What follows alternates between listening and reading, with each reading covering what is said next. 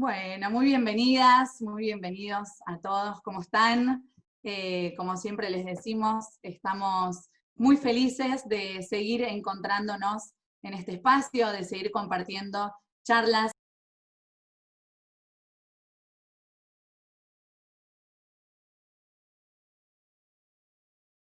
Señas.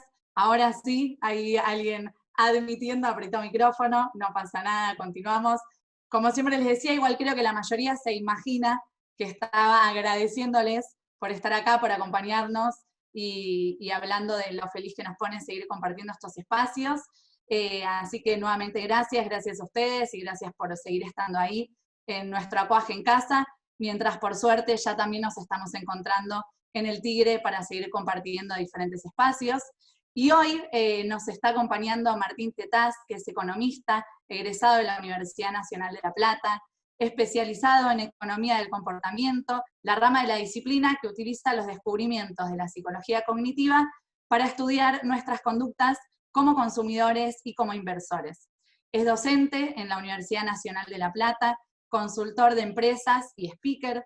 Escribió varios libros, es columnista y divulgador en La Nata Sin Filtro por Radio Mitre, en el programa de Luis Majul por La Nación Más, y también escribe regularmente para el diario El Día y para Clarín. Sin dudas va a ser muy interesante escucharlo el día de hoy. Y para comenzar, invito a Gustavo Melamud, que es vicepresidente de ACOAG. Gustavo, ¿cómo estás? Hola Sabri, ¿cómo estás? Buenas tardes. Bueno, felicitarlos de nuevo a todo el Departamento de Cultura por esta excelente propuesta que traen nuevamente con Martín Tetaz, un economista de primer nivel, muy vigente, que tiene no solo para explicarnos las razones de la decadencia en la que estamos, sino también presentarnos propuestas para salir de la situación en la que estamos. ¿Cómo estás, Martín? Buenas tardes. Gracias por estar hoy con nosotros en el Club ACOAG. Te recibimos. ¿Cómo estás? Hola Gustavo, bueno, muchas gracias por la invitación y vamos a conversar un rato, como te decía, tomémoslo casi como una reunión de amigos. Yo voy a hacer una presentación, más o menos me va a llevar una media hora y después abrimos, si te parece, unas preguntas para... la presentación va a tener una perspectiva más estructural de largo plazo, pero estoy seguro que va a haber un montón de preguntas, sobre todo de lo que está pasando ahora. Hoy está todo casi prendido fuego, en rojo vivo terminó el dólar arriba de 170, una locura, así que seguramente va a haber un montón de preguntas. Si les parece, vamos avanzando cuando ustedes me digan y yo ya arranco. Excelente, tenemos ya algunas preguntas que nos fueron llegando durante la semana mientras la gente se inscribía, así que dale para adelante nomás, te escuchamos y después te preguntamos. Bueno, acá tengo una presentación que voy a compartir con ustedes entonces ahora. Eh, esta etapa es la etapa del 6 de enero del 2002, ¿no? Se caía la convertibilidad, empezaba otra economía, pero uno esta etapa desde que es del 6 de enero del 2002 puede borrarle la fecha, en realidad ponerle cualquier etapa. Esto podría ser la etapa de cuando empezó el plan Austral, o podría ser la etapa de cuando empezó el plan Helbard en los 70, o podría ser la etapa de cuando... Digamos, en la Argentina empieza otra economía todos los días, y sin embargo, paradójicamente, seguimos cometiendo los mismos errores, o sigue siendo en realidad la misma economía. Yo voy a hacer 3 puntos acá, 3 puntos clave que creo que son los que explican por qué Argentina está como está, y creo que si los resolvemos podemos empezar a salir. Eso no quiere decir que no haya otras razones, hay múltiples, yo creo que estas son las 3 principales. El primer problema de la Argentina es que hay una enorme confusión entre los shocks transitorios y permanentes. O sea, como ustedes ven, este es un gráfico donde ustedes ven los términos de intercambio de Argentina de los últimos 160 años. Es un gráfico histórico, se ve todo el movimiento de los términos de intercambio de los últimos años. Y ustedes ven esencialmente que hubo un shock de términos de intercambio a principios de siglo, uno muy fuerte a mediados del siglo pasado, y después uno que se abortó rápido ahí en los 70, principios de los 70, y después el último que tuvimos en los últimos años, que se acaba de terminar, ¿no? Hace unos años atrás. ¿Y qué pasa ahí? Digamos, el problema central es que cuando tenemos un shock tan favorable, nos sopla el viento a favor, la soja se va a 600, por ahí en el pico anterior de los 40 era el precio del trigo, pero no importa. Entonces, la soja sale 600 y nosotros creemos que somos Gardel y Lepera con guitarra eléctrica. ¿no? Entonces entran todas las pelotas, claro, con el dólar, con la soja 600 entran un montón de divisas, entonces como entran un montón de divisas, abundan los dólares por un lado, y entonces el tipo de cambio real es barato en Argentina, el dólar es barato, y ahora les voy a mostrar que hay una relación entre el dólar y los salarios, que es casi matemática. Entonces, y al mismo tiempo el Estado tiene recursos, porque puede cobrarle impuestos o retenciones o distintos tipos de impuestos, entonces el Estado está dulce, ¿no? Como en esa propaganda del banco donde los tipos estaban dulces y de golpe gastaban, ¿viste? Entonces, ¿y cuál es el problema? Digamos, la contracara de esto es Noruega. ¿Qué hizo Noruega en los 90 cuando el barril de petróleo salía a 16 dólares? 16 dólares, o sea, no, estaba en la lona el barril de petróleo, los tipos dijeron, en una de esas, más adelante, el petróleo le va bien y nosotros tenemos una reserva petrolera bastante grande y vamos a ser exportadores, y ya somos exportadores de petróleo, ¿por qué no armamos un fondo de estabilización que sea una suerte de fondo anticíclico? Y cada vez que el petróleo genera una regalía importante para el Estado, nosotros lo guardamos a esto. Y entonces, ¿qué hicieron? Bueno, la gente no se enteró en Noruega de que durante los 15 años pasados el petróleo había pasado de 16, 17, 18 dólares a 140 dólares el barril. Nosotros en Argentina vimos el boom de la soja que pasó de 150 a 600, se multiplicó por 4. Imagínense en países como estos petroleros donde se multiplica por 8 o por 10 el precio del petróleo. O sea, realmente estaban parados arriba de una mina de oro negro en este caso, y lo que hicieron fue aislarla. Sí, dijeron, todo esto, además no lo vamos a invertir ni siquiera acá, lo vamos a invertir afuera, en el resto del mundo, para diversificar, para que si a nosotros después nos viene la mala, en algún momento vamos a tener de dónde financiarnos, a dónde recurrir y generar una fuente de ingresos permanente, que permitiría que cada habitante de Noruega cobre una renta permanente de entre 5.000 y 6.000 dólares anuales, un montón de plata. A diferencia de eso, nosotros cada vez que apareció ese shock de término de intercambio a favor en la historia, la reventamos como si fuera a durar para siempre. Y eso genera un problema, no solamente el problema de digamos, el síndrome del estudiante, que por ahí en un momento tiene algo de plata y la revienta, sino que a nosotros nos hizo creer la ilusión de que eso era permanente, entonces después nos costó mucho bajar. Y nos costó mucho bajar en términos de lo que hacían los gobiernos para que no bajara, y en términos de que al sector público y al privado, los dos les costó mucho bajar. Yo les decía recién, uno de los resultados más notables que hay es la tremenda correlación entre los términos de intercambio y el ingreso de divisas. Y luego, entre el ingreso de divisas, eso te determina un dólar barato, y los salarios reales. Cuando el dólar está barato, los salarios reales están altos. Cuando el dólar está bajo, los salarios reales están altos, y viceversa. Entonces, imagínense ustedes que épocas de dólar abundante en Argentina siempre fueron épocas de salarios reales altos. ¿Cómo hago yo para decirle a la población, cuando se acabaron los dólares abundantes, que los salarios reales ya no van a ser los que eran antes? Máxime si yo le dije a la gente que esto era para siempre. Máxime si yo le dije a la gente que era obra y gracia de mi política económica. Entonces yo gané, estoy en el gobierno, me viene el viento a favor, yo me disfrazo de que me importan los salarios reales y que por lo tanto, miren el aumento de salarios reales que les conseguí, después no sale más 600 dólares la soja, sale 300, y yo me tengo que disfrazar ¿de qué? Bueno, ese ha sido uno de los problemas en Argentina, cuando ya no había más abundancia de dólares, y esto se repite la historia sistemáticamente. Si ustedes ven el episodio de la historia, 52-55, y lo comparan con el episodio de la historia, 2011-2015, o con este episodio de la historia actual, lo van a encontrar con una similitud notable.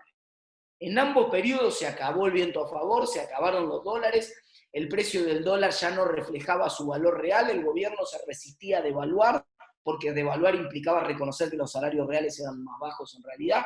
Como el gobierno no devaluaba, nadie vendía los pocos dólares que tenía, y entonces empezaban a escasear los dólares, había brecha en el mercado de cambio, el gobierno eventualmente devaluaba. Esta película es un déjà vu. Ya la vimos esta película nosotros. El otro día alguien me preguntaba, fui a comer en un lugar allá afuera, y la gente me preguntaba, che, ¿vamos a salir de esta? Y yo miraba y digo, ¿ustedes dónde vivieron los últimos años? ¿En Argentina o en Polonia? Porque nosotros ya salimos de varias de estas. De hecho, pasamos 15 crisis como esta en los últimos 75 años. Y siempre salimos. Como ya sabemos que vamos a salir. Lo grave es que sabemos que vamos a volver a caer de vuelta si no resolvemos el problema de fondo. ¿no? Y acá, digamos, el primer determinante es este. Confundimos los shocks que eran transitorios, como shocks permanentes, como viento a favor permanente, nos creímos que entonces nosotros éramos más ricos, gastaron más los privados y gastó más el sector público. El privado se ajusta rápido, cuando viene la devaluación ya no podés seguir yendo a Miami, ya no podés seguir yendo a Brasil de vacaciones, ya no podés cambiar el auto todos los años, ya no podés, digamos, a vos la devaluación.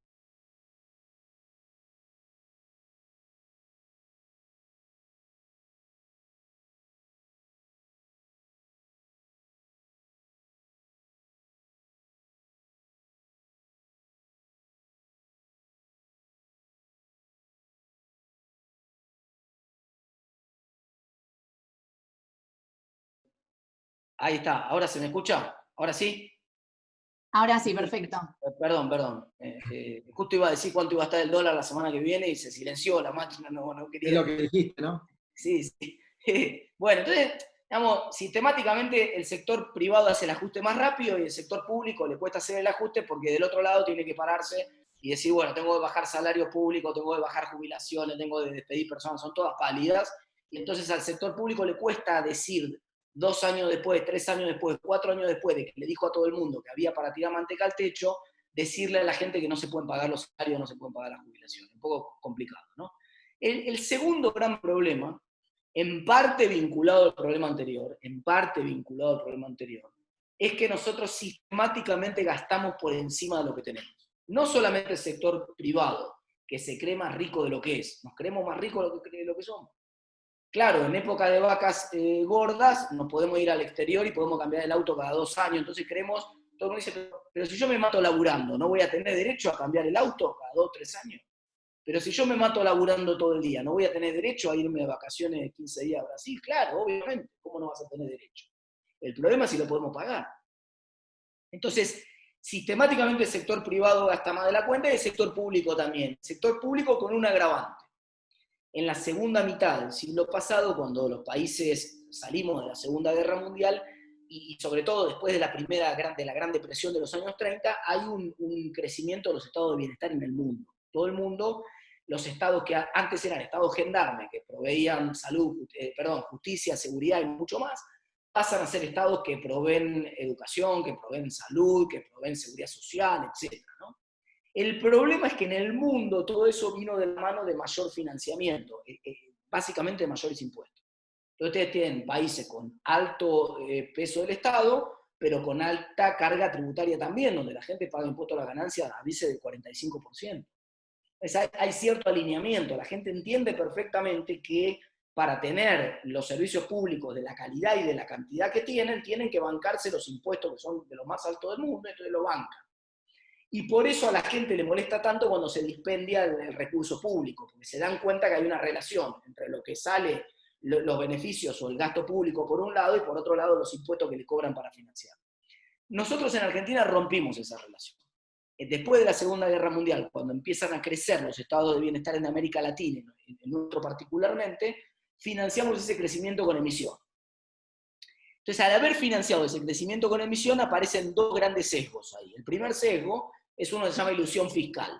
Si la gente cree que el Estado lo paga, ¿no? Que lo pague el Estado. Y esto ya han pasado 70 años de esto que les estoy contando y sigue esta idea en la gente. Mucha gente dice, bueno, ¿qué hay que hacer? Y hay que resolver el problema de Guernica ahora. ¿Y cómo lo resolvemos? Y que lo pague el Estado.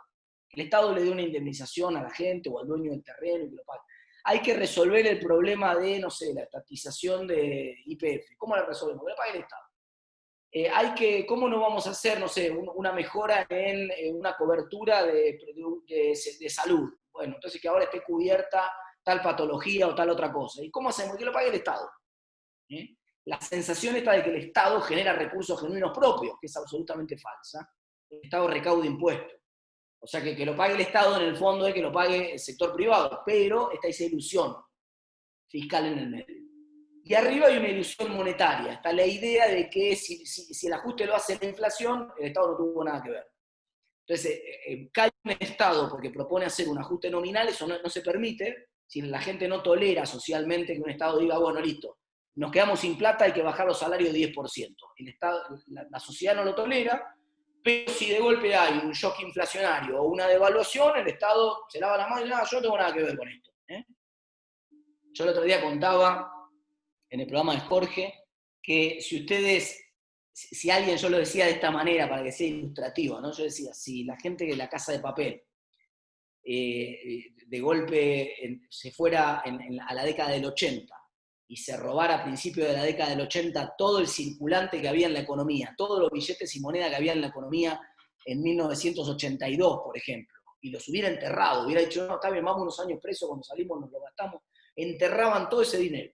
Salían ahora, ponele que podían cambiar la moneda vieja por la nueva, digamos que eso se lo permitían, todo el circulante que había en 1982 en la economía, que permitía hacer todas las transacciones de la economía en un año, hoy vale lo mismo que una moneda de $1. ¿Por qué? ¿Por qué vale lo mismo que una moneda de $1? Porque el Banco Central multiplicó la cantidad de dinero en la economía por 1.600.000 veces en ese lapso. La multiplicó no por uno dice la multiplicó por 2, porque aumentó la población, aumentó el PBI, la habrá multiplicado por 3. La habrá multiplicado por 10, por 100, por 1000, por 1.000.000, no, por 1 billón con B larga, o sea, 12 ceros, 600.000 millones de veces. Entonces, si a alguien le sorprende de dónde viene la inflación, digamos, es bastante evidente. Pero esta ilusión monetaria, yo no me hago cargo, no pasa nada. Entonces, eso nos hace entrar en un problema sistemáticamente. Cuando hay acceso a financiamiento internacional, no hay problema porque tomamos deuda. Hasta que revienta y entramos en un default. Y cuando no hay acceso a financiamiento internacional, maquinita, como ahora. ¿Hasta cuándo? Hasta que revienta el precio del dólar o no vamos a una hiperinflación. Digamos, siempre terminan igual las mismas películas. Tercer tema. El tercer problema que tenemos es que sistemáticamente, además de que nos sobran pesos por este problema que gastamos más de la cuenta y los fabricamos sistemáticamente, el tercer problema es que le faltan dólares a la economía. La economía no genera suficientes dólares. Y este es un problema que no tenía la economía argentina hace 80 años atrás, que lo empieza a tener sistemáticamente de los años 40 en adelante. Y esencialmente es un problema que es paradójico, porque nos faltan dólares, pero nosotros le ponemos impuestos a las exportaciones. Esto es increíble. Yo cuando, y ojo, que no es un problema del gobierno, uno dice, no, el peronismo, no. El gobierno de Macri hizo lo mismo, cuando se la vio complicada desde el punto de vista fiscal, año 2018, puso de vuelta retenciones a las exportaciones. Una periodista de Brasil que siempre me entrevista para un diario importante de Brasil, me hace una entrevista en ese momento y cuando yo le estoy explicando, la chica tiene muy buen español, entonces la entrevista es en español, yo además no hablo portugués. Entonces le estoy explicando que el gobierno había puesto impuesto a las exportaciones. La chica me corrige del otro lado. Me dice, no, usted me quiso decir impuesto a las importaciones. No. Nosotros acá estamos poniendo impuestos a las exportaciones, no me lo creía. O sea, en el mundo no creen que nosotros podamos gravar las exportaciones. Entonces, si vos querés exportar un producto argentino, no estás exportando valor agregado. La gente se queja y dice, ¿y por qué no exportamos valor agregado? Porque cada vez que yo quiero agregar valor, ineluctablemente agrego también impuestos. O sea, es imposible agregar valor en Argentina sin agregar Estado. No se puede agregar valor sin agregar Estado. Y entonces acá adentro, fronteras adentro, la gente se lo banca, paga los precios más altos del mundo por cualquier producto, y se lo banca, y bueno, ya está, es el precio que hay que pagar para tener el Estado que tenemos. Lamentablemente es así. Pero afuera la gente no está dispuesta a financiar nuestro Estado y las ineficiencias que tenemos. Entonces afuera nuestros productos no entramos en ningún mercado con los precios que tenemos. Somos muy poco competitivos, salvo que tengamos un dólar tan alto, que sí, que ahí podemos ser competitivos, pero que los salarios reales son demasiado bajos. Y entonces socialmente explota porque la gente no se banca al nivel de salarios reales bajos, que es un poco lo que está pasando ahora, ¿no? Estamos en los niveles de salarios reales más bajos de los últimos 30, 40 años medidos en dólares. Y hay una inestabilidad fenomenal, digamos. De hecho, muchos piensan que si no estuviera gobernando el peronismo ahora, ya hubiera volado todo por los aires. Entonces, y inclusive hay internas dentro del propio partido, es decir, la situación está complicada. Parte de la gente pagando un dólar de 170 tiene que ver con esa duda de si esto no vuela todo por los aires, ¿no? Entonces, cuando uno mira que en los últimos 20 años la presión tributaria en Argentina aumentó 15 puntos del producto, pasó de 25 a 40, sí, entre 15 y 20 puntos del producto, uno dice, bueno, evidentemente estamos cada vez agregando más Estado, por lo tanto cada vez vamos a exportar menos. Si uno mira las cantidades exportadas de Argentina hoy, están casi en los mismos niveles que había en el 2004. Digamos, entre el 2004 y el 2015 se mantuvieron iguales, no aumentaron las cantidades exportadas, solamente aumentaba el precio. Claro, con la soja 600 exportábamos, había récord de exportaciones, pero no era récord de cantidades exportadas, era récord de precio, era efecto precio. Cuando ustedes separaban la paja del trigo ahí, decían, ¿qué pasa con las cantidades exportadas? Nosotros nos estancamos. Estuvimos prácticamente 11 años con cantidades exportadas estancadas en un contexto en el cual las importaciones se duplicaban. Entonces, claro, cuando el viento se dio vuelta y nosotros ya la soja no valía más 600, las cantidades exportadas por nosotros no alcanzaban para financiar todas las importaciones. Y vino la devaluación del 2018. En realidad, primero Cristina trató de disimularla, liquidó todas las reservas. Macri en los 2 primeros años también trató de disimularla, tomó un montón de deuda, y finalmente se acabaron la reserva y se acabó la deuda, y entonces Macri le explotó a Macri en el 2018, le podría haber explotado cualquiera, digamos. Después discutimos si gestionó bien, mal, o si lo podría haber hecho más suave, para casi anecdótico a esta altura del campeonato. Entonces, esos son los 3 problemas centrales de la Argentina. Cuando uno dice, bueno, entonces, ¿cómo resolvemos el problema de que confundimos los shocks transitorios con permanentes y cada vez que sopla el viento a favor nos creemos que somos Maradona y Messi permanentemente, y que eso es permanente? ¿Cómo resolvemos el problema fiscal eterno que tiene la Argentina y que genera tanto problema y que es el responsable de la inflación y de los defaults generalizados y recurrentes? ¿Y cómo hacemos para recuperar la capacidad de generar dólares en la economía? Son como los 3 grandes problemas. Y cada uno tiene una solución que además funciona en muchos lugares del mundo. Entonces uno dice, no es que estamos proponiendo algo y uno dice, uy, no, mirá, está haciendo una propuesta de no va a andar nunca, esto no se puede hacer, no puede funcionar. Yo hago 3 propuestas concretas, muy simples. Número 1, una propuesta a la Noruega. O sea, empecemos, esta vez ya pasó, el viento a favor ya pasó, en el último ciclo a favor ya pasó. No sabemos cuándo va a venir el próximo boom, no sabemos si no va a despegar Vaca Muerta algún día, no sabemos si va a venir por el lado del litio, no sabemos si va a venir por el lado de la energía solar en el norte, no sabemos si va a venir por el lado de la minería, no sabemos si va a... No tenemos idea por dónde va a venir, pero hagamos una cosa, pongámonos de acuerdo ahora que no está la guita, que es más fácil ponerse de acuerdo. Porque cuando la plata aparece todo el mundo se la quiere gastar y siempre hay una necesidad.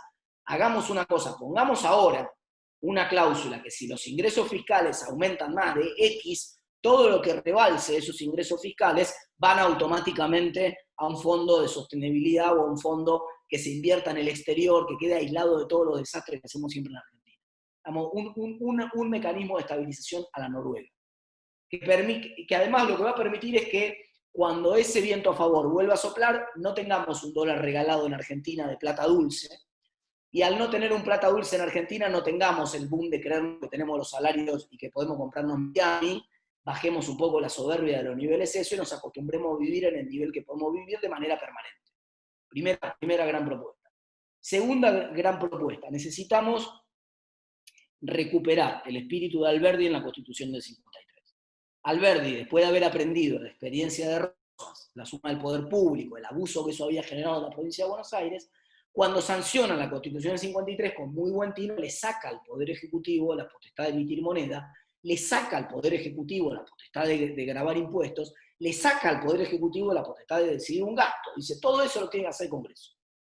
El Ejecutivo ejecuta nada más, pero el Ejecutivo no determina el presupuesto, ni el Ejecutivo determina el nivel de los impuestos, ni el Ejecutivo se le permite colocar deuda, ni al Ejecutivo se le permite emitir moneda.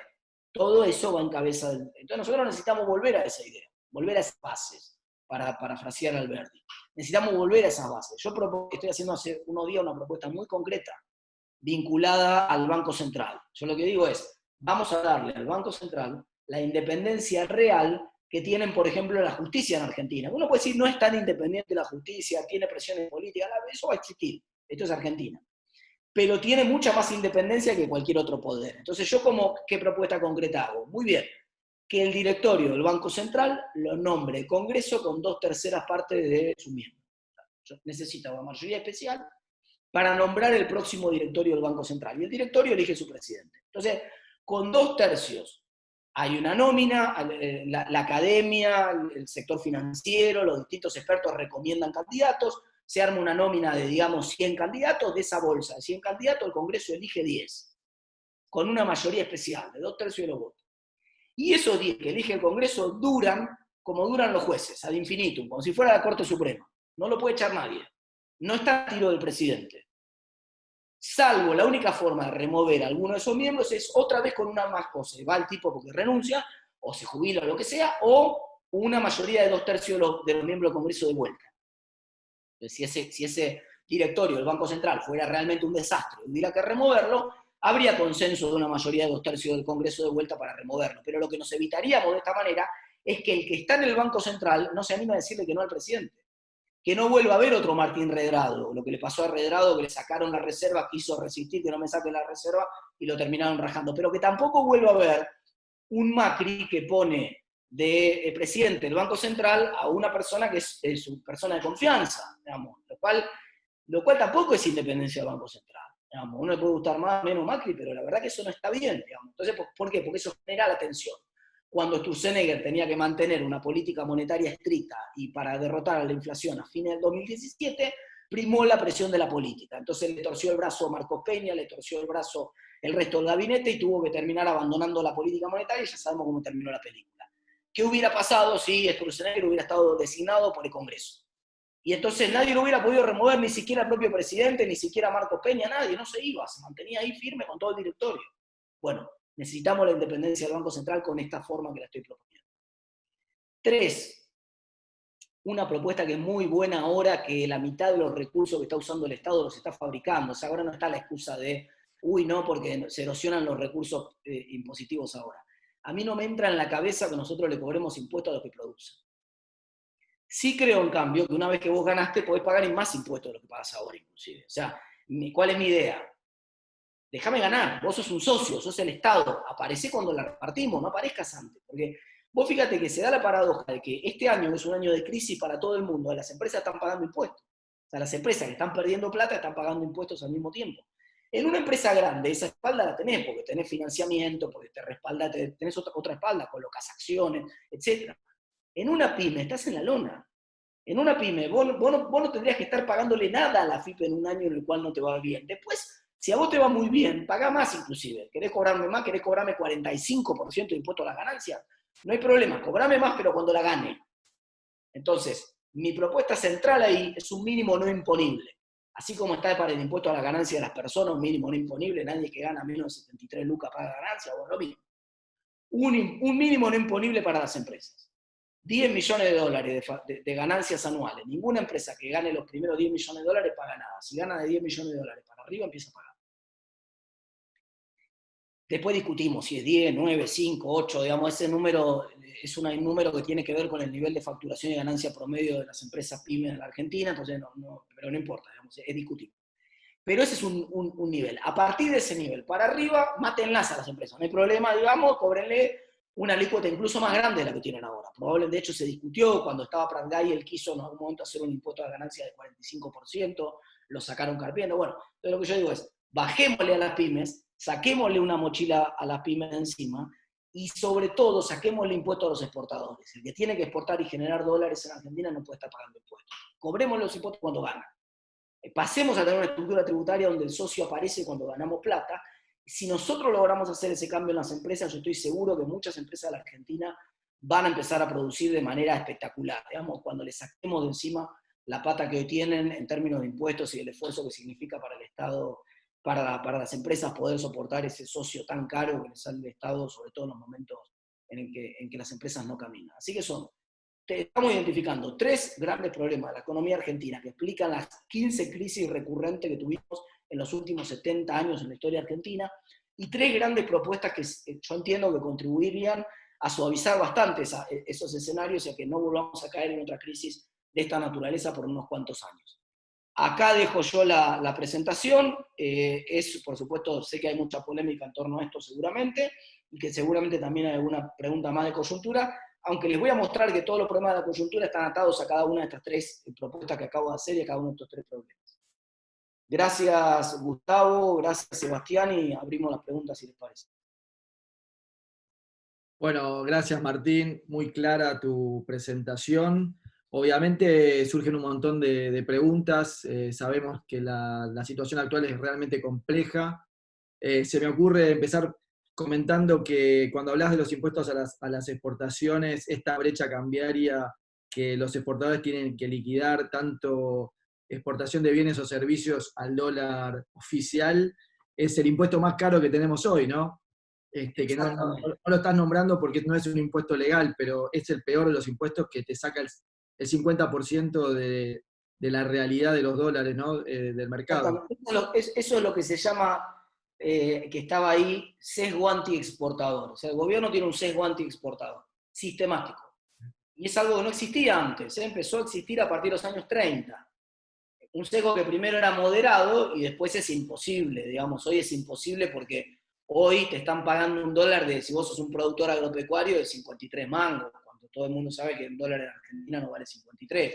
Digamos, después discutimos si está un poco exagerado el dólar de 170, pero claramente no vale 53. Entonces, toda esa diferencia, esa brecha, quiere decir, es una suerte de impuesto que hace que vos no produzcas bienes que sean exportables y que te pongas a producir otro tipo de bienes distintos en la economía. Y te hago una pregunta un poco picante. En tu presentación nos comentabas sobre el fondo anticíclico que debiéramos hacer, pero si comparamos Noruega con Argentina, Argentina tiene un montón de necesidades básicas insatisfechas, problemas de vivienda, infraestructura, presupuesto que no cierra, porque tenemos un gasto público que año a año excede los ingresos. Entonces, necesitamos un liderazgo seguramente que pueda mancomunar a los partidos para que se pongan de acuerdo en esto, cosa muy difícil en Argentina. Cada ministro de Economía que llega se da cuenta que está atado de pies y manos, y lo veíamos a Duhovne tratando de ir ajustando el presupuesto de a puntito con puntito para llegar a cumplir un déficit primario, donde no cubría ni siquiera los intereses de pago de la deuda. Entonces, la realidad es que el ciudadano común se pregunta, la gente que tiene propuestas de campaña, cuando llega al poder parece que desconociera la real situación. Es como que yo me postulara para presidente y me entero de todo el día que me siento en el sillón. Para el ciudadano común es algo muy ridículo, pero es lo que pasa en Argentina, ¿no? Hay dos cosas, Gustavo. La primera, esto último que vos decís, es el teorema de Baglini, ¿no? Digamos, no es que se enteran cuando llegan, es que mientras yo estoy de afuera no tiene costo, yo puedo decir cualquier cosa, total, yo no estoy ahí, ¿viste? Siempre, por supuesto que cuando estás ahí siempre es más difícil, ¿no? De afuera todos la vemos más fácil, siempre después, cuando tenés que gobernar es más difícil. Pero yo justamente el punto que estoy haciendo ahora, es el punto de que tomemos una decisión de ahorrar ahora que no la tenemos esa plata. Eso evita que nosotros tengamos que decidir cuando aparezca esa plata. Porque seguro que si nosotros estamos en la disyuntiva de decidir cuando aparezca la plata, seguro que va a haber necesidades. Y yo lo que estoy planteando es una suerte de inversión, es un dinero que vos invertís en comprar un seguro que estabiliza el ciclo económico y evita las grandes crisis. Estas necesidades que vos mencionabas recién, Gustavo, se profundizan con cada una de las crisis. Nosotros tenemos hoy 40% de pobres en Argentina. Probablemente terminemos en 45% cuando salgamos de la pandemia, ¿no? Seguramente vamos a terminar en ese nivel. Cada crisis argentina, cuando vos ves, es una suerte de serrucho que recupera, pero nunca recupera todo lo que estaba antes. Siempre va para abajo. O sea, vos tenías en los 80 5% de pobres, te agarró la hiperinflación, te fuiste a 40% de pobres. La pobreza, estábamos en la lona. Después agarró Menem, mejoró un poco. Es cierto, Menem punta a punta bajó la pobreza. Bajó un poco la pobreza Menem, recuperó porque ya la hiperinflación era un desastre. Entonces estábamos un poco, pero ya el nivel de los 90 no era el nivel de los 80, estábamos por debajo socialmente. ¿Entendés? Había más pobreza, más desocupación en los 90. Y después vino la crisis del 2002, otro escalón para abajo. La misma situación. Seguro, no estamos como en el 2003 o 2002, que era un desastre todo. Pero cuando recuperó la economía, no volvió nunca al nivel que estaba antes, en términos de indicadores sociales, sino que lo que recortó, siempre la caída te deja un tendal de gente que no se vuelve a recuperar nunca más. Digamos, el tipo que está con muchas oportunidades, porque tiene mucho capital, porque tiene muchos ahorros, porque tiene muchas relaciones, mucho capital humano, que ustedes saben de lo que les estoy hablando porque es en parte ACOAG es eso. Entonces, usted que tienen eso, vos salís, vos te podés fundir, seguro que hay ahí en el grupo de gente que nos está escuchando varias historias de gente que se fundió 3 o 4 veces y arrancó de vuelta. Saben cómo arrancar de vuelta. Pero el tipo que está en la clase media, y que se cayó de la clase media y se tuvo que ir a vivir a una villa porque no podía pagar más el alquiler que venía pagando, ese tipo después le cuesta un montón volver, no vuelve más. Entonces vos tuviste, mejoraron los indicadores sociales en el boom de la soja que mencioné yo antes, sí, mejoraron, pero duplicaste la población de gente en villas. O sea, en el escalón, a fines del 2015, si querés, o 2012, para poner el momento de máxima soja de $640, vos tenías el doble de población en villas que 10 años atrás. Entonces, cada uno de esos son los escalones que nosotros tenemos que evitar. Después se puede crecer más, menos, bajar la pobreza más rápido, más despacio, mejorar otros indicadores, invertir más en educación y en salud para ir sacando a la gente de la pobreza de manera permanente, todo eso. Pero si nosotros no resolvemos el problema de los escalonazos que pegamos, vamos a tener cada vez más gente bajo la línea de pobreza, cada vez menos empresas en la Argentina, cada vez menos exportadores, etc. Perfecto.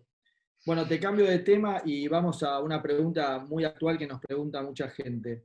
El gobierno anterior, el de Cristina, digamos, le costó y no pudo salir del cepo al dólar, que lo terminó resolviendo Pratgay, y nos quedan 3 años de este gobierno, con una expectativa de muy baja confianza y un problema que parece ser que al no tener confianza a la gente en el gobierno le va a ser muy difícil solucionar el tema del cepo al dólar, esta brecha que cada vez se agiganta más. ¿Cómo ves la situación 3 años para adelante de este gobierno y si va a poder salir del cepo al dólar? Mirá, ¿Cómo lo tendría que hacer? lo primero que quiero decirles, los que son más grandes saben de lo que estoy hablando, no tengo que, casi me pueden dar una lección de este tema porque lo han vivido. Pero los que son más chicos por ahí no lo saben. Argentina, el cepo en Argentina es la regla, no la excepción. Vamos, la regla, si uno mira, el primer cepo en Argentina se puso en el año 1931, primer control de cambio. Empezó en el año 1931. Fue el único control de cambio que se pudo desarmar, 3 años después. Después de ese, cada vez que pusimos un control de cambio, siempre costó mucho desarmarlo. Mirá, el control de cambios del año 52, 55, ese control de cambio que se puso cuando terminó el boom del trigo, ese que les conté antes, obviamente nos quedamos sin dólares, obviamente el gobierno no estaba dispuesto a devaluar, obviamente entonces hubo que poner un cepo. Misma historia casi calcada de la del cepo del 2011 y de la del cepo de ahora. Y ese cepo, primero duró 5 años, de 50 a 55. Segundo, la brecha era el doble que la de ahora, era 240%, la brecha promedio. O sea, fue un cepo durito, con una brecha bastante permanente. Quiero decir, cuando uno dice esto no puede aguantar más, quédense tranquilo que sí puede aguantar. Puede ser. Primero, puede ser más grande la brecha. Segundo, sí puede aguantar más. Puede aguantar 3 años. Bueno, tenés el caso Sí. de Venezuela, ¿no? Bueno, en Venezuela, pero en Venezuela antes de que explotara la hiperinflación, si vos te vas al año, yo viajé a Venezuela en el 2013, fue ir a dar un curso a una universidad en Venezuela, justamente sobre las cuestiones cambiarias y estos temas. Y cuando me tocó ir, salía el dólar oficial 6,50 y el paralelo 35. O sea, estaba 6 veces más. La brecha era 500%. Entonces, quiero decir, siempre puede ir, y todavía no había explotado ahí, no había llegado la hiper ni nada, les estoy hablando en la previa. Fue eso, después fue una locura. Quiero decir, puede ser bastante más. Segundo, ¿cómo se salió de aquel cepo 50-55? Tardó 4 años más en salir. Incluso había caído el peronismo en el año 55 y no terminaba de salir. Recién en el año 59, 4 años después, terminamos de salir del cepo. Y cuando logramos salir del cepo en el año 59, fue el primer año que Argentina tuvo 3 dígitos de inflación. Es decir, el plan de Frondizi de salida del cepo fue muy exitoso desde el punto de vista de inversiones y de muchas cosas, pero la inflación saltó a 110%. Entonces no es simple resolver el cepo. Yo no creo que este gobierno pueda salir del cepo realmente, salvo que, y para generar confianza y hacer algo por el estilo, vos lo que necesitas es sorprender, es producir algo diferente. Y yo me pregunto, en la historia, miren, no voy a ir tan lejos para atrás, piensen en Alfonsín en el 85 y piensen en Menem en el 91. En ambos casos, los dos gobiernos debilitados políticamente, a los dos gobiernos no les funcionaba la economía, los dos gobiernos con aceleración de la inflación y con muchos problemas, Menem de hecho con otra hiperinflación en 1990, Menem con un plan Bonex en el camino en el 1990 que se había quedado con los depósitos, completamente debilitados desde el punto de vista político los dos, pero los dos pegaron un volantazo que no esperaba el mercado. Uno el plan austral, el otro el plan convertibilidad. Y los dos después a la larga terminaron mal, pero los dos en ese momento quebraron las expectativas. Lograron estabilizar la economía, lograron estabilizar el dólar, de hecho lograron recomponer cierta estabilidad monetaria también. Entonces, quiero decir, no es tan extraordinario que el gobierno pueda encontrar una forma de pegar un volantazo. Solo que tiene que hacer algo que no está esperando el mercado ahora. No es solamente cambiar una figurita, no es que va a poner a Melconian y se va a estabilizar. Necesita una reforma un poco más importante, pero tampoco es tan difícil. Bueno, Seba, no sé si tenés preguntas de la gente. Te cuento que el jueves pasado o el anterior, Melconian estuvo con nosotros y nos dijo que él no va a aceptar el cargo, así que no contemos con Melconian tampoco. La última pregunta que te hace la gente, pero tal vez es la primera que vamos a formular, tiene que ver si tantos economistas son tan consistentes a la hora de explicar causas y efectos de los problemas en la Argentina. ¿Por qué en algún momento los políticos no los escuchan y ponen en práctica un plan económico consistente? Porque la economía también es política. Cuando vos tenés que hacer política económica, un día Juan Carlos de Pablo me dijo esto, me dijo, mirá, si la gente, Juan Carlos de Pablo fue funcionario con Danilo Pastore en los 80, me dijo, principio de los 80. Me dijo, mira, si vos estuvieras adentro del gobierno y vieras cómo se hace la política económica de un gobierno, es el mismo efecto que estar adentro de la cocina de un restaurante y ver cómo se hace. Yo cuando era pibe, a los 18 años, laburé en un restaurante de Cariló. Miren la anécdota que les voy a contar. Para pagarme los estudios, juntar unos mangos para viajar, fui a laburar en un restaurante de Cariló. Estaba de mozo, laburaba de mozo. Y iba a la cocina y era una cosa notable. Si vos pedías un bife ancho, te cortaban el bife, ¿no? Si era el bife angosto o era el cuadril, había un martillo grande que tenía punta de madera, con un puntito de madera. Si el bife que pedías era el cuadril, eran 2 martillazos al bife que tenías de ese. Si vos pedías un lomo, eran 4 martillazos. Y si pedías una milanesa, eran 8. Digamos, era siempre el mismo cacho de carne, ¿no? Por contarte un detalle. ¿Qué te quiero decir? En la realidad enfrentás un montón de cosas que tiene que ver con además presiones políticas de distintos sectores. Fíjate lo que le acaba de pasar al gobierno. Martín Guzmán, después de 8 meses de trabajar arduamente, de consigue un acuerdo espectacular, logra bajar un montón los vencimientos de deuda de los próximos años, descomprime mucho el valor presente de la deuda, etc. Un acuerdo espectacular, consigue un acuerdo bárbaro. Una semana después, ¿cuánto le duró? Una semana después, le hacen una pregunta, porque había cierta inestabilidad cambiaria, presión cambiaria, dólar a 130, estoy hablando, y le preguntan qué va a pasar, y dice, no, van a endurecer el cepo, y Martín Guzmán dice, no estoy de acuerdo con endurecer el cepo, no lo vamos a hacer, no es la forma correcta, exacerbaría el problema, de hecho hasta lo explicó, dijo, miren, si nosotros endurecemos el cepo, la gente se va a ir al blue y va a saltar la brecha en el blue, no vamos a resolver nada. Dijo eso, 2 días después ponen el cepo. Endurece más el cepo, fue el 15 de septiembre. Vamos. Y vos tenés que poner cara de buenos amigos, y encima tenés que salir a explicar la medida con la cual estás en contra, porque si no, digamos, vos tampoco podés estar en una posición, cuando estás haciendo la política pública, de decir, no se hizo lo que yo quería hacer, renuncio y me voy. ¿Viste? Es muy complejo, es un equipo el que llega y el que hace las políticas, todas las políticas públicas.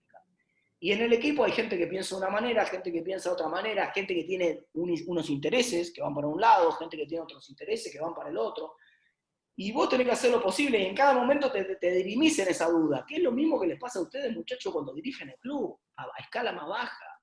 Tienen que tomar decisiones que no quieren tomar por ahí, pero bueno, la tienen que tomar, porque si ustedes, y un día se calientan con los muchachos de la comisión directiva, tutean, pegan un portazo y dicen, yo no vengo más a laburar, se pasan una semana en la casa tranquilo y después dicen, bueno, sigo igual, porque si yo no pongo el hombro, igual el club no va a salir, y aunque no se consiga exactamente lo que yo quería, porque a mí me hubiera gustado hacer esto de esta manera, bueno, lo acepto.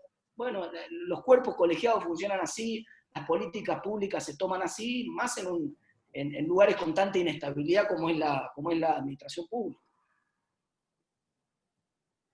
¿Y vos lo ves al gobierno o estimás que tiene herramientas y capacidad de evitar una mega devaluación? ¿Y ves una mega devaluación de corto plazo o en el mediano plazo? No, el gobierno no quiere, este es un gobierno que no quiere devaluar, o sea que no va a devaluar de por sí. ¿Qué aprendimos de la historia? Si uno mira la historia para atrás, ¿qué pasó cuando los gobiernos no querían devaluar? Bueno, una posibilidad que cayeran los gobiernos directamente y que sobrevivieron a una devaluación, eso también ocurrió, pero esencialmente lo que hacen los gobiernos es desdoblar explícita o implícitamente y devalúan pasando cada vez más cosas al otro dólar.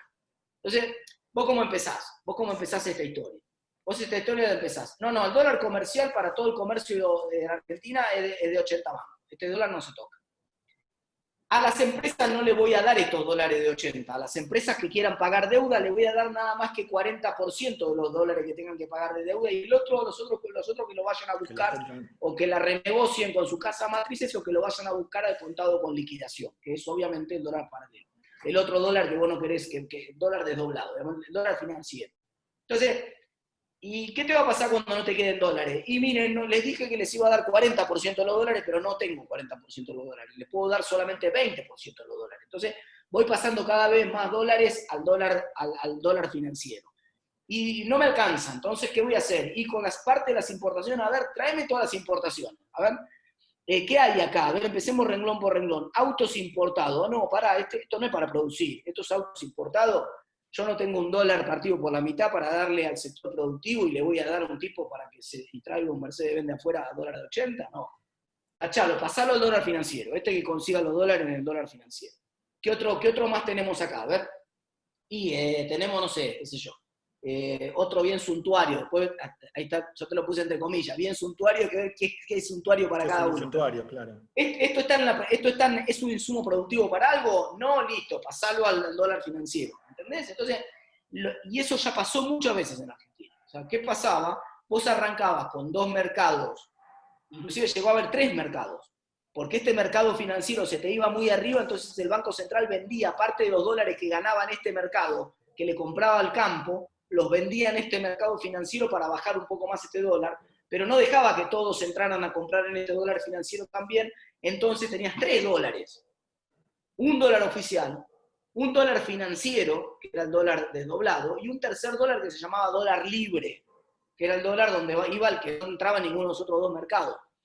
Y este tipo de cosas es muy probable que aparezcan. Es decir, cuando uno ve hacia dónde puede ir el gobierno, siempre la solución de este tipo de gobierno es una solución más heterodoxa. O sea, no va a ser una solución ortodoxa, sino que va a tratar de ser una solución que no parezca lo que es y que esté disfrazada de administración de divisas, y, vamos, eso es lo que nos enseña la historia, y por lo tanto, como dicen los psicólogos, el mejor predictor del comportamiento futuro de una persona es su comportamiento pasado.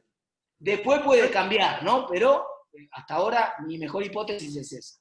Pero y a medida que vayan trasladando en esta hipótesis los precios, los costos al dólar financiero o al dólar blue o al dólar libre, al otro dólar, eso necesariamente va a impactar sobre los precios. No están acelerando o estimulando una mayor inflación o casi una hiperinflación. Bueno, a ver, vos emitiste 1.700.000 millones de pesos en el último año. Eso algo va a inflar en algún lugar. La discusión, vos lo que estás administrando es qué cosas se infla en qué lugar, esencialmente. Hasta ahora te infló el dólar paralelo, es decir, y es más grande la presión del dólar paralelo de la que sugeriría esa emisión, y sí, porque vos apretaste la punta de la manguera, sale con más fuerza el chorro. Digamos, la manguera es chiquita, el chorro tiene más presión, es un efecto que todos conocemos, lo que regamos alguna vez en el parque de casa, ¿no? Entonces, obviamente te genera presión, y a medida que vos vayas sacando cosas del mercado del dólar oficial y las pases al paralelo, esos precios van a estar regulados por el precio del dólar paralelo. Lo que pasa es que vos lo último que vas a sacar y vas a mandar al dólar paralelo son los alimentos. Lo segundo último que vas a sacar es algo que pese mucho en el índice de precios, qué sé yo, no vas a sacar el petróleo ni la energía, vas a tratar, pero seguro que vas a sacar, por ejemplo, embarcaciones, autos y otro tipo de cosas que no pesan nada en el índice, y que sí te sacan muchas reservas, o turismo internacional, o tantas otras cosas, ¿no? En tu opinión, este dólar que estamos viendo recalentado en los últimos días, ¿es un dólar que llegó para quedarse así de alto? ¿Va a seguir subiendo? ¿Qué ves Siempre ahí? siempre digo que cuando estamos en un mercado que es libre para comprar y para vender, no hay modo de saber si el mercado ese va a ir a la baja o va a ir a la alza. Y siempre no solamente voy hasta ahí, sino que doblo la apuesta y les pido que desconfíen de cualquiera que diga eso. Voy a decir dos cosas nada más. La pregunta es casi una pavada, ¿no? Porque voy a contestar el resultado del PRODE diciendo local, empate o visitante. Pero, a ver, cuando alguien dice, no puede subir más el precio del dólar, sí puede subir más. Sí, siempre puede subir más. Ya les conté que tuvimos brecha de 250% durante muchos años. Así que puede subir más, sí, puede subir más. Y además va a seguir invirtiendo el gobierno, porque va a seguir todavía con déficit importante, por lo menos en el resto de lo que resta del año. Así que, y sigue el gasto COVID, así que puede seguir, perfectamente puede seguir. ¿Puede quebrar las expectativas el gobierno y conseguir que baje el tipo de cambio? Sí, también puede conseguir. No, ¿hay antecedentes? No bajó nunca el dólar argentino. Sí, sí bajó. En el 2002 todo el mundo, que es la memoria más reciente de una baja brusca, el dólar cuando salimos de la convertibilidad se fue a 4 mangos, que son como 200 pesos de hoy, y después de esos 4 mangos, 3 meses después, cuando se estabilizó la economía y quebraron las expectativas, el dólar empezó a bajar. Y para cuando asumió Néstor valía 2,90. Entonces, o sea que había bajado más de 25%. Quiero decir, si vos quebrás expectativas y de encontrar la vuelta, puede bajar también. Ahora, con la información que tenemos hoy, yo no puedo decir, no, está muy alto, va a bajar. Porque vos del otro lado, digamos, el precio siempre, a mí me gusta decir que los mercados son una suerte de equilibradores del consenso de la gente que pone la plata donde pone la boca. Entonces, yo creo que no, creo que las condiciones de la economía están muy mal, dame dólares.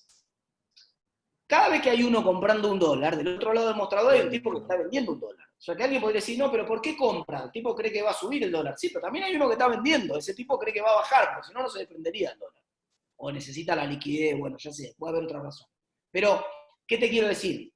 Solamente cuando sube sistemáticamente, uno tiene claro que son más los que creen que va a subir, el consenso del mercado es que está subiendo, y cuando baja sistemáticamente son más los que están vendiendo, entonces el consenso del mercado es que está a la baja, ¿no? Y ese proceso de ajuste puede llevar unos días. Entonces cuando uno ve una tendencia persistente al alza, bueno, puede ser que dure 2 o 3 días el ajuste. Pero no hay ninguna razón para pensar que porque el dólar vale 170 no puede valer 180 la semana que viene, o que porque vale 170 no puede valer 160 la semana que viene, y no hay elemento para saber. Cuando salimos del cepo anterior, en el 2015, Pratt Guy dijo, no hay problema, los precios de la economía real están fijados a dólar paralelo, así que esta salida del cepo no va a tener consecuencias inflacionarias. ¿Eso va a pasar de vuelta? ¿Qué quiero decir? Si nosotros, los precios de la economía real, los precios reales de la economía argentina hoy están atados a ese dólar oficial de 80 mangos o están costeados a dólar de 172. ¿Cuánto impacto tiene esta diferencia, esta brecha, esta diferencia de dólares? No sé si logro ser claro. Esa pregunta hoy, que recién empezó el cepo, el endurecimiento del cepo, es fácil de contestar. Dentro de unos años va a ser más difícil de saber. O sea, cuando termine este gobierno y el que venga quiera cambiar de esto, esa va a ser la gran pregunta, ¿no? ¿Cuánto de eso se va a ir a precio? Te voy a decir dos cosas. La primera, cuando llegó para acá ya había 28% de inflación. Puso un tarifazo de 7 puntos, subió 7 puntos con el tarifazo. Ahí ya estoy en 35.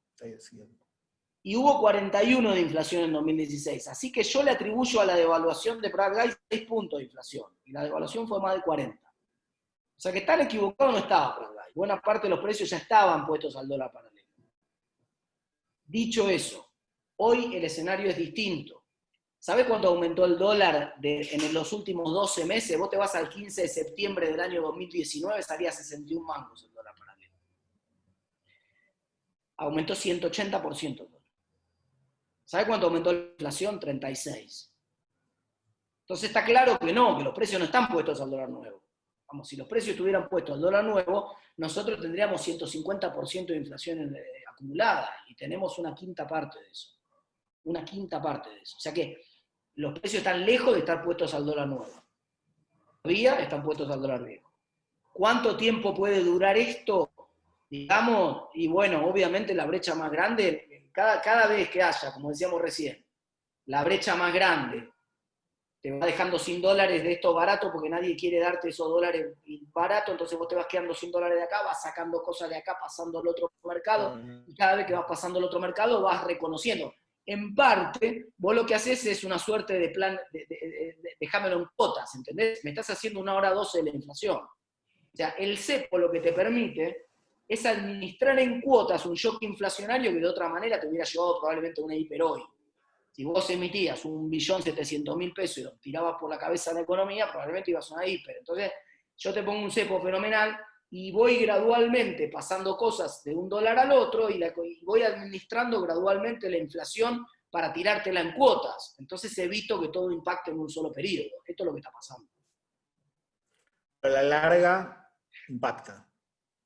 Claramente. Claro, salvo que vos en algún momento me plantees una forma de sacar de la economía todos los pesos que estás metiendo. Entonces, si vos me decís, mirá, yo tengo un programa en el cual a partir del año que viene, te voy a decir algo que no va a pasar, pero para que entendamos. Yo tengo un programa, a partir del año que viene yo genero un superávit fiscal de 1 punto del producto. Con ese superávit fiscal, como no tengo compromiso de deuda el año que viene, voy a recomprar los pesos que metí en la economía. ¿Entendés? Entonces, supongamos que fuera al revés, que el gobierno tenga un superávit en vez de un déficit y que el gobierno recompre los pesos que sobran en la economía. Entonces, bueno, con menos pesos en la economía, en cuotas, es como si adelantaras el pago de las cuotas, ¿me entendés? Claro. O sea, piensa en el problema de la inflación como un plan en cuotas. ¿Es contado o en 12 cuotas? Esta es la discusión. Sí, el punto es que el déficit... ¿Puede ser en cuotas menos que lo que es hoy contado? Sí, si adelantás cuotas, sí. Si adelantás cuotas, sí. O si tuvieras la suerte de que se monetice mucho la economía. ¿Qué quiere decir eso? Israel 1986. Los que están familiarizados, acá en la sala probablemente algunos más que en otro lugar. 1980, ¿ustedes tuvieron una hiper en Israel en 1984-85 o hay un plan de estabilización muy exitoso? A partir de 85 baja dramáticamente la inflación. A partir de ahí hay un plan de meta de inflación, le lleva unos 10 años, estabilizaron aproximadamente el índice de precios. Fines de los 90, en realidad termina casi 15 años, termina de estabilizar el índice de precios. En ese momento lo que ustedes tienen es, en la medida que van estabilizando el índice de precios, se recompone la demanda de dinero. La gente, hay un gráfico famoso que a mí me gusta mostrar mucho de cómo la gente pagaba en Israel los alquileres en dólares. Ya no estaban solamente los precios de la propiedad como acá en dólares, el alquiler se pagaba en dólares.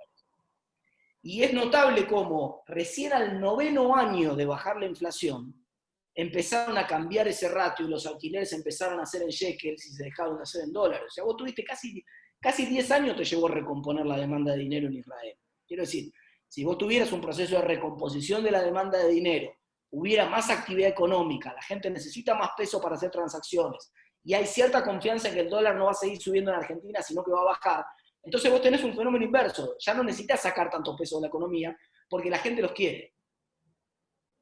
Hoy estamos a años luz de eso, pero en el pizarrón por lo menos hay una forma de salir. Bien, para ir cerrando, la verdad que está interesantísimo esto. Tenemos acá a los del grupo de la construcción que te preguntan. Por un lado, hace 2 o 3 días el presidente Fernández insinuó la posibilidad de un nuevo blanqueo, de un nuevo blanqueo, básicamente, y haciendo hincapié que esos fondos deberían destinarse a la industria de la construcción. ¿Cómo lo ves? ¿Qué sabés? ¿Qué opinás? Mirá, hay dos datos. Que son digamos que hay dos que hay que poner de novios acá. Hay dos que hay que poner de novios.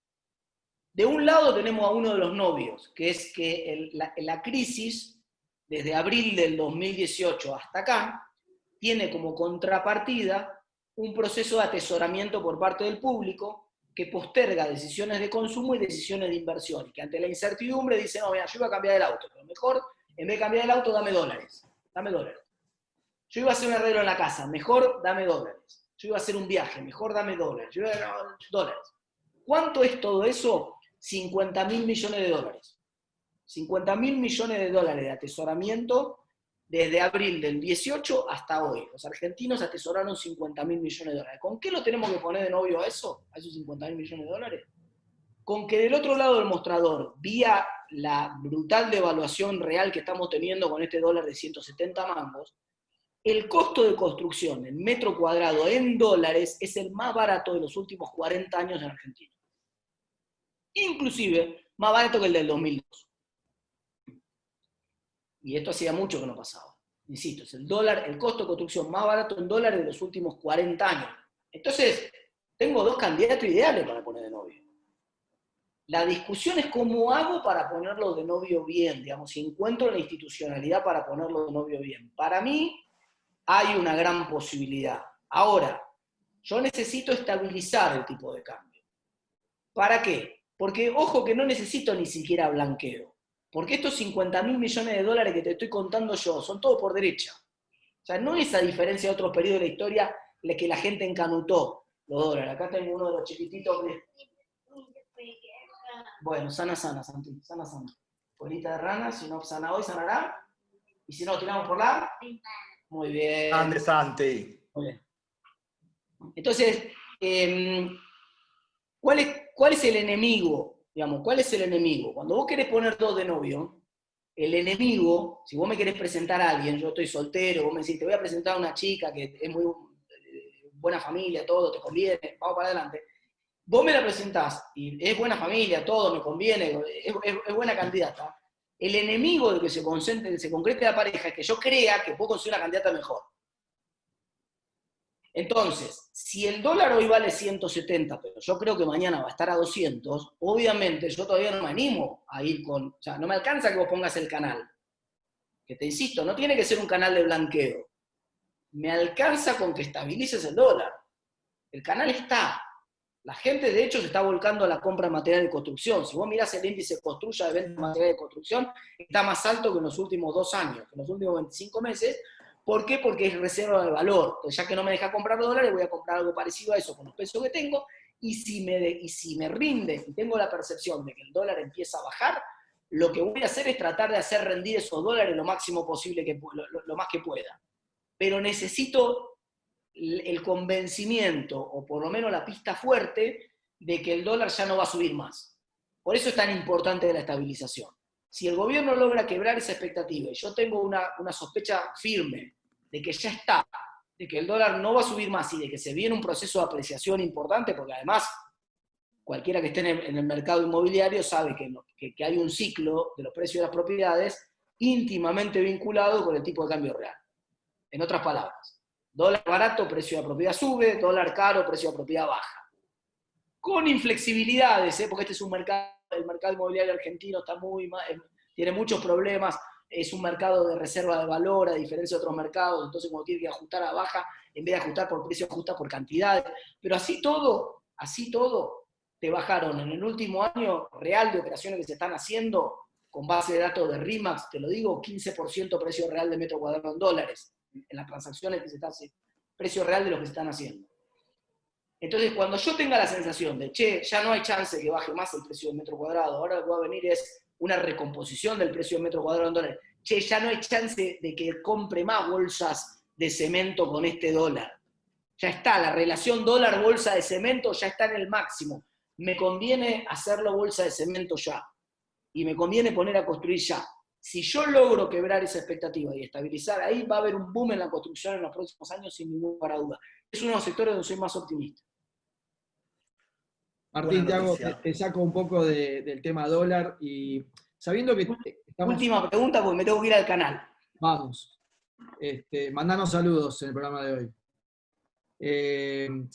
Este gobierno que en teoría debería estar favoreciendo la industria, la producción nacional, ¿por qué no escuchamos que saque medidas en pos de todas esas cuestiones, como por ejemplo que los industriales que reinviertan las utilidades finalmente saquen ese famoso proyecto de que al menos no paguen impuestos a las ganancias, para fomentar, pensando que lo que no se hace en los primeros 100 días de gobierno, después cuesta mucho más hacerlo y ya estamos terminando el primer año de gobierno, después le quedan 3, después le van a quedar 2, y el industrial, el empresario, necesita un tiempo de recupero de la inversión. Y como cuando cambia el modelo, hay ganadores y perdedores, faltando 1 año y medio de gobierno nadie se va a poner a invertir. Entonces vamos a estar con 1 año y medio perdido nuevamente. Entonces no debería estar, ahí está Sana, no debería estar promoviendo ya,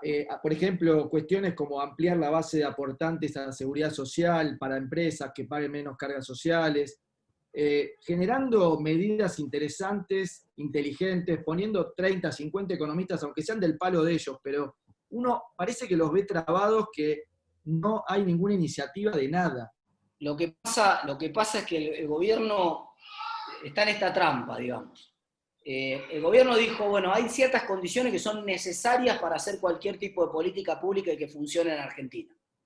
Todo este conjunto de políticas que mencionás vos, Gustavo, el gobierno dijo, esto es después de estabilizar la macro. Primero tenemos que estabilizar la macro. ¿Y cómo pensó que estabilizaba la macro? Reestructurando la deuda y salía. Cuando estaba en el proceso de reestructuración de la deuda, llegó la cuarentena.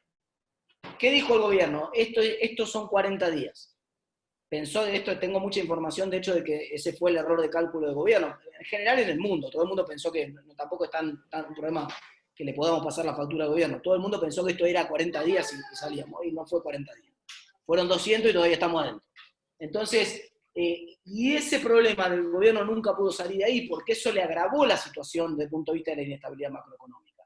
El gobierno asumió con un problema de estabilidad macroeconómica donde la única variable disruptiva, ya tenías un tipo de cambio muy competitivo, bastante competitivo, ya tenías buena parte del ajuste fiscal hecho, la única variable que había que despejar era la cuestión de la deuda. Vos despejabas los vencimientos de deuda de los próximos años y salías, despegabas.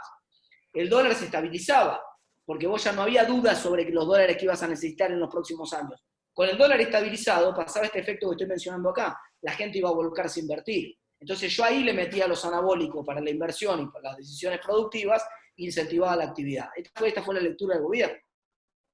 Bueno, no salió tan rápido la reestructuración de la deuda, cayó la pandemia en el medio, la pandemia duró más de lo que el gobierno calculó que iba a durar, no tenemos moneda ni tenemos crédito, entonces la pandemia la tuvimos que financiar taca a taca emitiendo billetes. La emisión de billetes nos genera un problema, el gobierno no pensaba que iba a estar hace 6 meses en este quilombo, y está en un problema donde no sabe cuánto va a salir el dólar mañana. Vos te imaginás que si vos no sabés cuánto va a salir el dólar mañana en Argentina, ¿qué vamos a estar planteando de si los impuestos, los no impuestos, la nómina salarial, la nómina... Si vos no tenés la idea del precio más importante de la economía, está tambaleando. Si yo llamo a una pyme hoy y le pido mercadería y me dice, mira, no te puedo vender porque no tengo precio, no sé cuál es el precio de la mercadería. Es decir, es como tener un paciente en terapia intensiva y con todo el respeto dicho esto, Gustavo, y que el planteo tuyo sea, che, no hay nadie proponiendo que la gelatina sea de manzana en vez de ser en la sala, o que el televisor de la sala de donde estaba internado tenga cable y 28 canales. Yo digo, mira, estamos en terapia intensiva con el tipo que le estamos metiendo un tubo para entubarlo porque está discutiéndose entre la vida y la muerte. La discusión sobre la gelatina, bueno, puede esperar, ¿no? O parafraseando a Peña, cuando en IDEA dijo, en el primer coloquio de IDEA, dijo, estábamos tratando de estabilizar el avión en el medio de una turbulencia, y en primera se quejaban de que había solamente pollo y no había pasta, ¿no? Bueno, esta es una cosa parecida, digamos. El gobierno está realmente tratando de estabilizar un avión que está cayendo en picada libre. No hay margen hoy para discutir otra cosa que no sea primero estabilizar eso, ¿no? Está más que claro, Martín, y te prometimos que era la última pregunta porque te tenés que ir al canal. En el avión estamos todos, así que ojalá lleguemos todos juntos y a salvo al aeropuerto. Realmente agradecerte desde ACOAG tu presencia hoy, agradecerte todo lo que nos enseñaste, agradecerle a los más de 120 socios o conexiones que estuvieron hoy presentes, darte un fuerte aplauso virtual de despedida y nuevamente decirte muchas gracias. Muchas gracias, gente. A los socios... Nos conociste virtualmente, te vamos a invitar al club, al Tigre, para que conozcas el club y nos conozcas a todos nosotros personalmente. Muchas gracias. Vamos a ir con gusto. Ya hay uno que ya lo conocieron, vamos a ir con toda la tropa. Muy bien. Esperamos para comer un asado en Tigre, y a todos agradecerles que nos acompañaron hoy y contarles que, por suerte, ya estamos volviendo a paso firme al club y retomando nuestra vida normal, pero que la agenda de cultura y las actividades online del club y de ACOAG siguen. Ahí ven que tenemos hasta fin de mes un montón de charlas muy interesantes. Se linkean desde las aplicaciones del club y van a poder sumarse, y los esperamos en todas y cada una de ellas, que están realmente muy buenas.